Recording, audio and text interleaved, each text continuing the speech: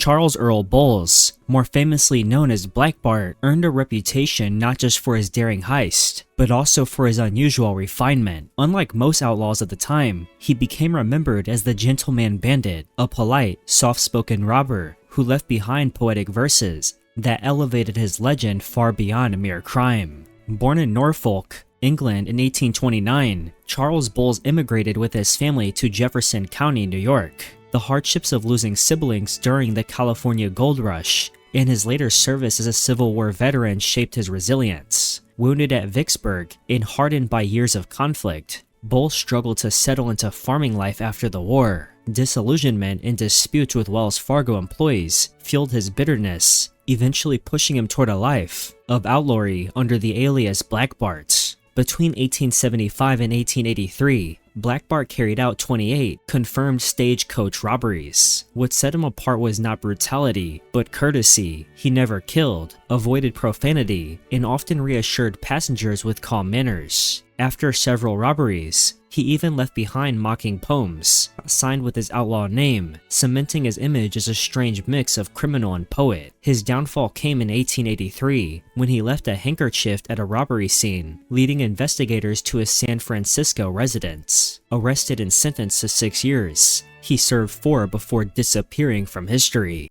Thomas Coleman Cole Younger was one of the most infamous outlaws of the American West, remembered both as a Confederate guerrilla fighter and as a leader of the James Younger Gang. His reputation was forged in the violence of the Civil War and cemented in the years that followed, as he became part of some of the most daring robberies in American history. Born on January 15, 1844, in Jackson County, Missouri, Younger grew up on a prosperous farm as one of 14 children. His life changed when the Civil War tore Missouri apart. After his father, a Union supporter, was killed by a Union soldier, Cole sought revenge by joining William Quantrill's Confederate guerrillas. The bloody conflict hardened him, and though he briefly served in the Confederate Army, the war left him embittered and shut out of civil life under harsh Reconstruction policies. Outlawry for Younger was not just rebellion, but survival. Younger's criminal career gained momentum in the late 1860s, as he and his brothers joined forces with Jesse and Frank James. Together, they formed the James Younger Gang, robbing banks, trains, and stagecoaches across several states. Their robberies were bold and bloody, and Younger became known as a steady, fearless fighter within the gang. His notoriety peaked during the failed Northfield, Minnesota raid of 1876,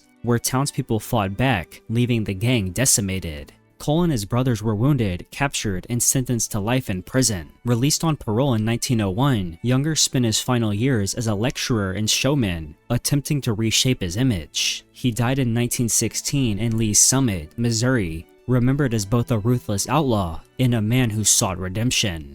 Jesse Woodson James, often called the Robin Hood of the West, remains one of the most infamous outlaws in American history. Born on September 5, 1847, in Clay County, Missouri, Jesse grew up in Little Dixie, an area deeply loyal to the Confederacy. His father died when he was a child, and his mother remarried twice. Raised amid slavery and political division, Jesse's world was shaped by turmoil. During the Cold War, he and his brother Frank joined pro-Confederate guerrillas, fighting under notorious leaders like William Quantrill and Bloody Bill Anderson. This brutal upbringing on the battlefield would define his path into outlaw life. After the war, Jesse and Frank formed the James Younger Gang. Their crimes were marked by both precision and violence. Jesse gained notoriety after the 1869 Gallatin, Missouri bank robbery, where he killed the cashier, believing him to be a Union officer responsible for Anderson's death. With sensational newspaper coverage and the support of sympathetic Southern writers, Jesse's image shifted into that of a Confederate hero, striking back against Reconstruction. Jesse's downfall came on April 3, 1882, when Robert Ford, a fellow gang member, shot him in the back of the head in his own home. Though he died a criminal, his myth only grew stronger. Countless books, films, and ballads have portrayed him as both a villain and folk hero, cementing his place as the most famous outlaw of the Wild West.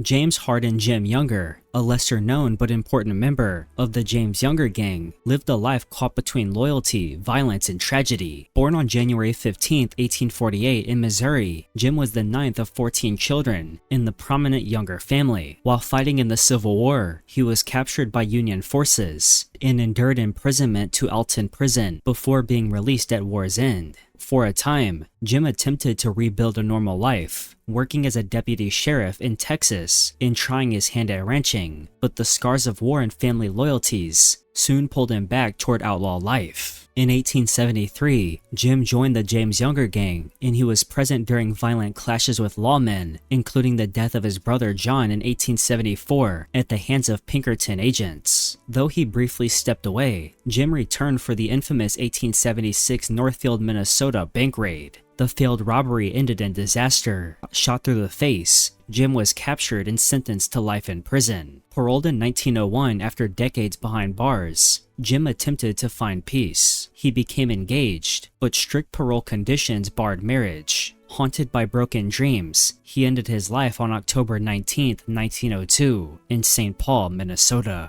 Myra Maybelle Shirley, better known as Belle Starr, carved out a place in the Wild West legend as the so-called Bandit Queen. Born on February 5, 1848, in Carthage, Missouri, her family supported the Confederacy, and her brother Bud taught her to ride and handle firearms, skills that would define her reputation. After Bud's death in 1864, the family moved to Texas, where Belle married Jim Reed, whose outlaw life drew her into criminal circles. Belle's notoriety increased after marrying Sam Starr in 1880, a Cherokee man and leader of the Starr Gang. Together, they lived in Indian Territory, harboring criminals and engaging in horse theft. She spent time in prison following an 1883 conviction, and newspapers sensationalized her as a hardened female outlaw. Her flamboyant style, pistols at her side, feathers in her hat, made her a rare and memorable woman in a male-dominated world. Her life ended violently on February 3, 1889, when she was ambushed near Briartown, Oklahoma. The killer was never identified.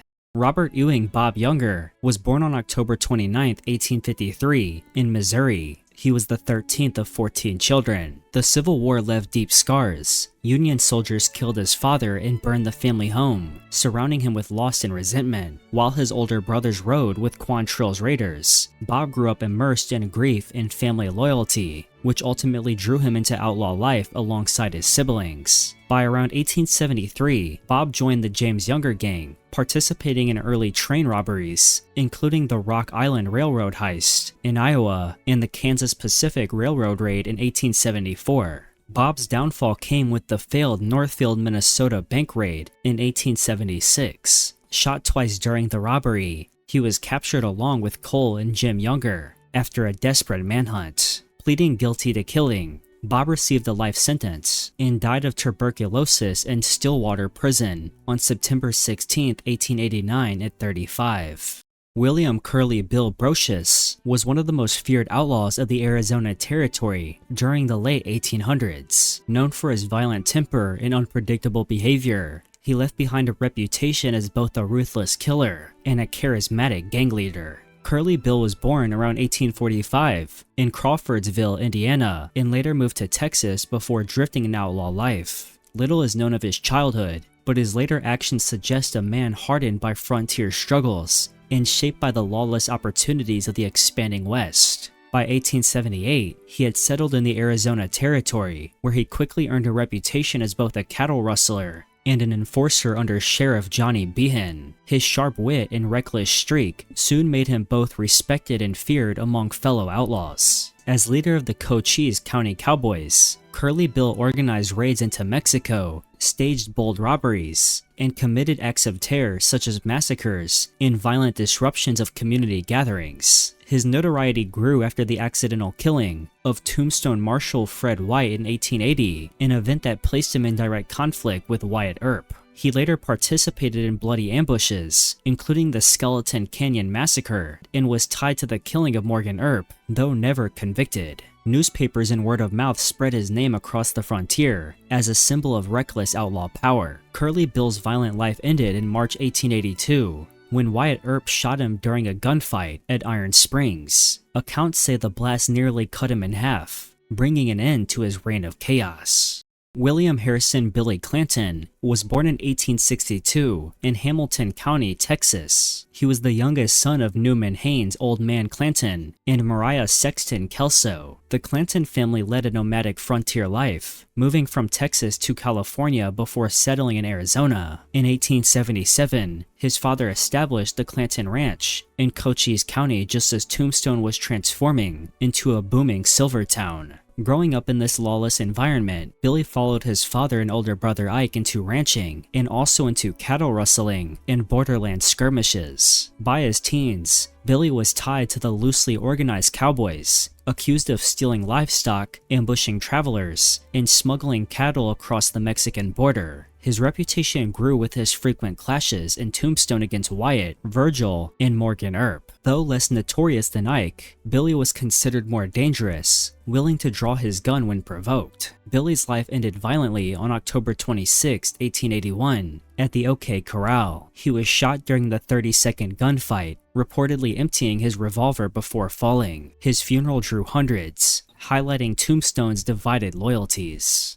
Joseph Isaac Ike Clanton, remembered as one of the most notorious members of the Cowboys, remains a controversial figure in Wild West history. Unlike hardened gunfighters, Clanton was infamous less for his skill with weapons and more for his loud mouth and temper. He was born around 1847 in Callaway County, Missouri. After his mother's death in 1866, he remained with his father, who shifted between farming, mining, and cattle ranching. Clanton's notoriety grew from his volatile clashes with the Earp brothers and Doc Holliday. He was often drunk and boastful, threatening violence but rarely following through. Present at the OK Corral on October 26, 1881, he fled unarmed as his brother Billy and the McLaury brothers fell in the gunfire. Afterwards, he accused the Earps of killing, but his testimony collapsed under contradictions, earning him a reputation as a coward who talked more than he fought. Later linked to assassination attempts against the Earps, he drifted deeper into outlaw circles and cattle theft. In 1887, while fleeing arrest for rustling, Ike was shot and killed by lawman Jonas Brighton.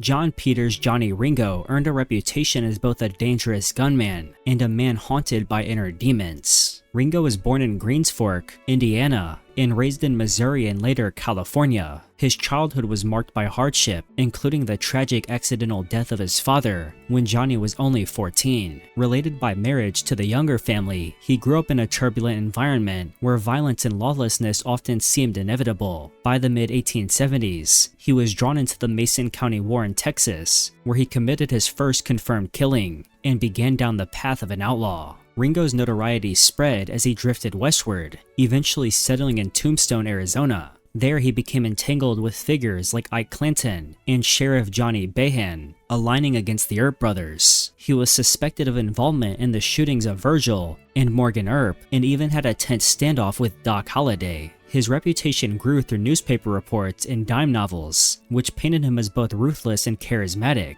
Though feared, Ringo also carried a strange aura of fatalism, often speaking of his belief that death was inevitable. On July 13, 1882, Ringo was found dead with a bullet wound to his temple. It was officially ruled that he took his own life, but rumors persisted that Wyatt Earp, Doc Holliday, or others may have killed him. Regardless, his death sealed his myth as a tragic, brooding outlaw.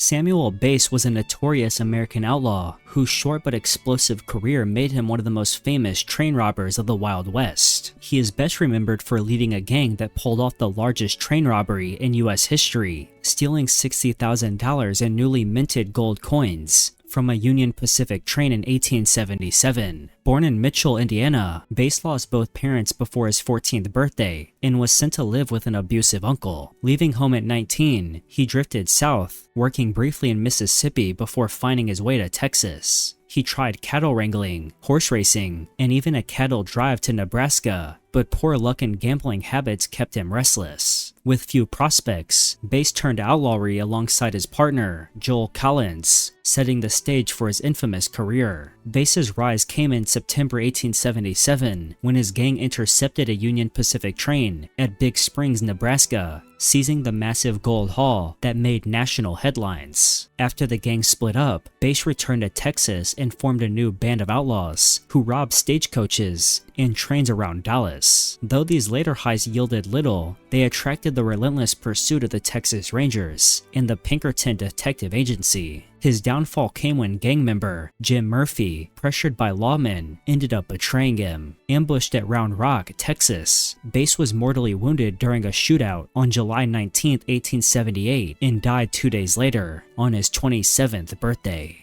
Henry McCarthy, better known as William H. Bonney, or simply Billy the Kid, is one of the most legendary outlaws of the American West. Born in New York City in 1859 to Irish immigrant parents, McCarthy faced hardship early on. After his father's death, his mother moved the family westward, but she too passed away when Billy was only 14. Orphaned and abandoned by his stepfather, he drifted through foster homes and odd jobs before turning to petty theft. His arrest for stealing food at 16 was the beginning of a criminal path that would evolve from small-time mischief to infamous violence. Billy's rise as an outlaw came during the Lincoln County War of 1878, where he joined the regulators and took part in bloody shootouts, including the ambush that killed Sheriff William Brady. By then, he had gained a reputation as a deadly gunfighter, though accounts also painted him as friendly and almost polite outside of combat. Newspapers carried his exploits far beyond New Mexico, transforming him into a folk figure. His notoriety grew after killing deputies during a daring jail escape in 1881. His fate was sealed when Sheriff Pat Garrett tracked him down and shot him at Fort Sumner on July 14, 1881. Just 21 years old, Billy became immortalized in dime novels, films, and folklore as the reckless symbol of youthful rebellion in the Wild West.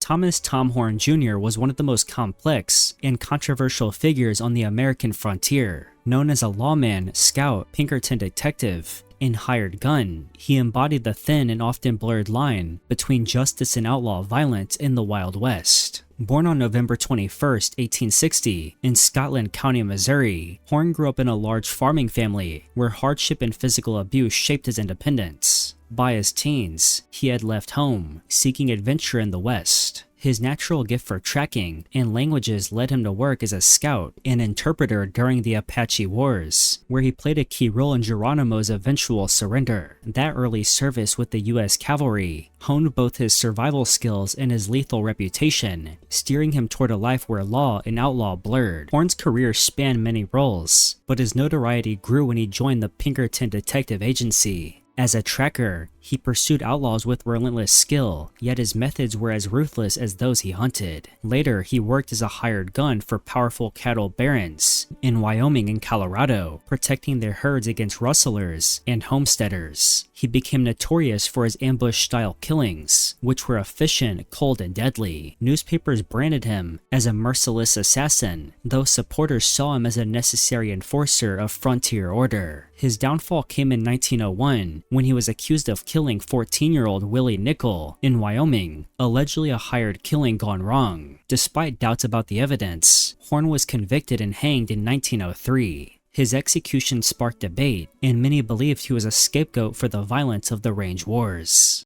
Robert Leroy Parker, better known as Butch Cassidy, was born on April 13, 1866, in Beaver, Utah Territory. Cassidy was the eldest of 13 children in a Mormon pioneer family. He grew up working on ranches, but hardship and restlessness soon shaped his past. As a teenager, he fell under the influence of cattle thief Mike Cassidy, from whom he borrowed both skills and a surname. After failed attempts at honest ranching, Parker transitioned fully into outlaw life, combining cowboy skills with criminal ambition. Cassidy's first major robbery came in 1889 when he and accomplices stole $21,000 from a Telluride, Colorado bank. Over the next decade, he organized the Wild Bunch. The gang became infamous for their train heist, especially the 1899 Union Pacific robbery in Wyoming, which made headlines nationwide. Pinkerton detectives pursued them relentlessly, further fueling their notoriety. By 1901, Cassidy fled to South America. His final years ended in Bolivia, where he was reportedly killed in a shootout in 1908. Yet uncertainty about his death only enhances his legend, turning Cassidy into a folk hero of rebellion.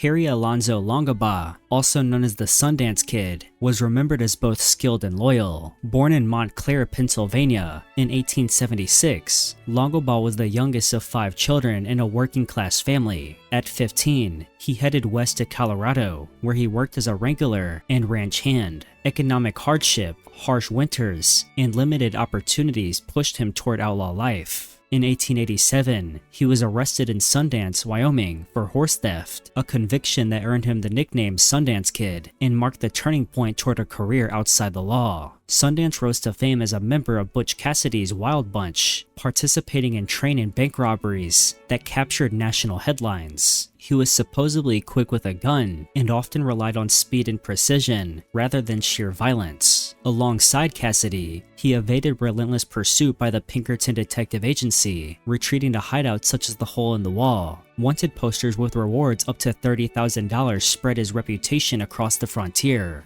By 1901, he, Cassidy, and Etta Place fled to South America, where they continued their robberies in Argentina, Chile, and Bolivia. Their story ended in 1908 when Bolivian authorities surrounded them in San Vicente, leading to a fatal shootout. Thank you very much for watching this video, and if you learned something, make sure to leave a like. Comment down below your thoughts on any of the outlaws I discussed in this video, and subscribe if you would like to see a part 2 or more videos like this one. Thank you again, and goodbye.